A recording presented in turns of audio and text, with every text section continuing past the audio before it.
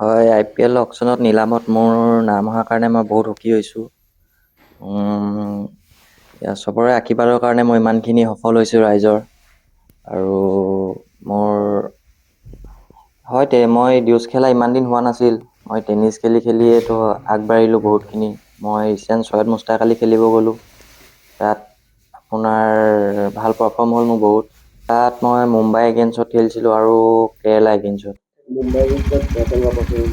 মুম্বাই ইণ্ডিয়ানছত ভালে পাৰফৰ্মেঞ্চ হৈছিলে মোৰ।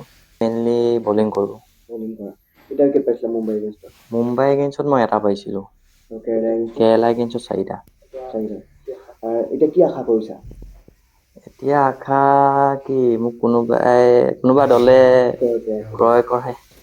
আৰু সেইটো 16 তাৰিখে পাছতহে গম পাম আৰু ফলাফলটো কি হ'ব 16 তাৰিখে। কথা এটা সুধো, সেই নামটো যিটো মানে অন্তৰ্ভুক্ত হ'বলৈ নামৰ তালিকাৰ নামটো সোমাই, সেই কি ধৰণে এপ্লাই কৰিবলগীয়া হ'ব? সেইটো মোক অসম ক্ৰিকেট এছ'চিয়েশ্যনৰ পৰা কৰি দিছে সেহেঁতিয়ে। ত' মই খেলি আছিলোঁ ইমানখিনি মই টাইম পোৱা নাছিলোঁ, ত' আছাম ক্ৰিকেটে মোক কৰি দিছে তাৰপৰা। এই খবৰ লাভ কৰি কেনেকুৱা লাগিছে? বহুত ভাল পাইছোঁ। মোৰ এটা সপোন আছিলে IPL খেলা। এতিয়া কি হয় বা। অঁ।